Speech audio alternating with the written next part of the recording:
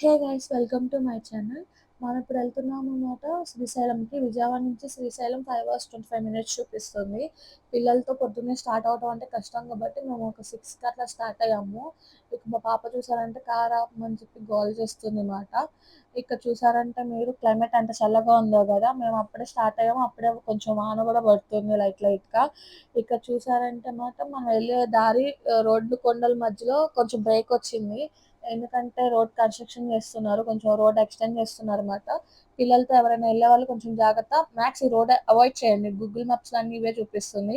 బస్సులు కానీ మనుషులు కానీ చాలా తక్కువ. నైట్స్ మాత్రం ఇటు అసలు వెళ్ళకండి, చాలా డేంజరస్. పొద్దున్నే కాబట్టి మేము ఇట్లా వెళ్ళాము, కానీ నైట్ గుంటూరు సైడ్ నుంచి మేము వచ్చాము మ్యాక్సిమం. ఎందుకంటే పిల్లలతో వెళ్ళే వాళ్ళు చాలా సేఫ్గా ఉండాలి కాబట్టి చెప్తున్నాను. ఈ ఎక్స్పీరియన్స్ మాకు చాలా ఇది మాట. ఇది చూసారంటే మనం ఇటు సైడ్ వెళ్తున్నాము. కోటప్పకొండ సైడ్ నుంచి వెళ్తున్నాం గైస్ ఈ రూట్‌కి మనం. కోటప్పకొండ నుంచి శ్రీశైలంకి వెళ్ళే మ్యాప్స్ చూపిస్తుంది, కానీ ఇది మాత్రం తీసుకోవద్దు. ఎందుకంటే పొద్దున పూట పర్లేదు, కానీ మనకి నైట్స్ వచ్చేపాటికి మాత్రం చాలా ఇదనమాట.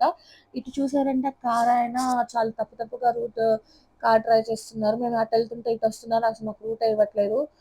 మా హస్బెండ్ కొంచెం కోపంగా ఉండి తన్ని కొంచెం అరుస్తున్నారన్నమాట. చూడండి అసలు ఎట్లా చేస్తున్నాడో.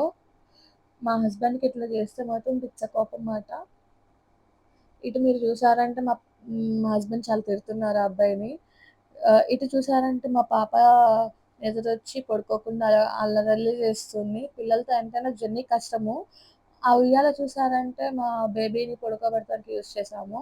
ఇక్కడ చూసారంటే మేము తినటానికి ఒక స్పాట్‌లో ఆగామన్నమాట. ఇంట్లో చేసుకున్న ఇడ్లీ మాట. ఎంతైనా బయట వెళ్తున్నప్పుడు పిల్లలున్నప్పుడు మనం ఇంట్లో చేసుకొని వెళ్ళటం చాలా బెస్ట్. ఎందుకంటే బయట ఎట్లా చేస్తారో మనకు ఐడియా ఉండదు కాబట్టి. ఇంట్లో అదైతే హైజీనిక్‌గా ఉంటది కాబట్టి మనం తిన్నా ఏమి కాదు.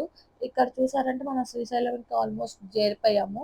ఇక్కడ అసల పార్కింగ్ దొరకటానికే చాలా కష్టముంది. ఎందుకంటే మనకి ఇదివరకు పార్కింగ్ ప్లేస్ చాలా ఉండేది. ఎక్కడ కావాలంటే అక్కడ పెట్టుకునేవాళ్ళం. బట్ ఇప్పుడు అట్లా లేదు. ఏ సందుకి ఆ సందు బార్గేట్స్ పెట్టేశారు అసల. అక్కడ పైన కూడా అన్నీ టూ మచ్ కాస్ట్‌లీ అయిపోయినాయండి అసల. మాకంత ఏమీ అనిపించలేదు గానీ రూల్స్ అన్ని మార్చేశారు. బట్ దేవుని దర్శనం మాత్రం జరిగింది. ఇక చూసారంటే మా మమ్మీ కూడా ఉన్నారు. మా హస్బెండ్, మా పాప, మా చిన్నోడు మాట.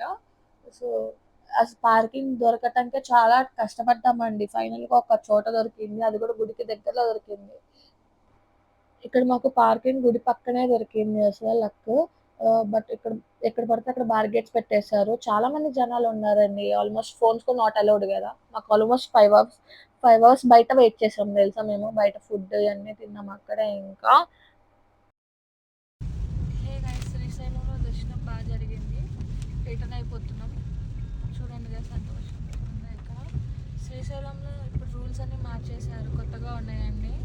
3 మంత్స్ బేబీ ఉన్నా కూడా పంపించట్లేదు. అసలు ఇదేం కొత్త రూల్ నాకు అర్థం కావట్లా. వాళ్ళు ఓన్గా పెట్టుకున్నట్టున్నారు. అయినా సరే మా దర్శనం బాగానే జరిగింది. ఊటీలో ఉన్నట్టు ఫీలింగ్ వస్తుంది. ప్రజెంట్ శ్రీశైలంలో 300 రూపీస్ టికెట్స్ ఉంటే బేబీస్ ఉన్నా ఏం పంపించట్లేదండి. 500 రూపీస్ అయితే ఆన్లైన్లో బుక్ చేసుకోవాలి. ఇదైతే కొంచెం తొందరగా అవుతుంది. ఇది మీకు ఏమైనా యూజ్ అవుతుందని నేను ఇన్ఫర్మేషన్ షేర్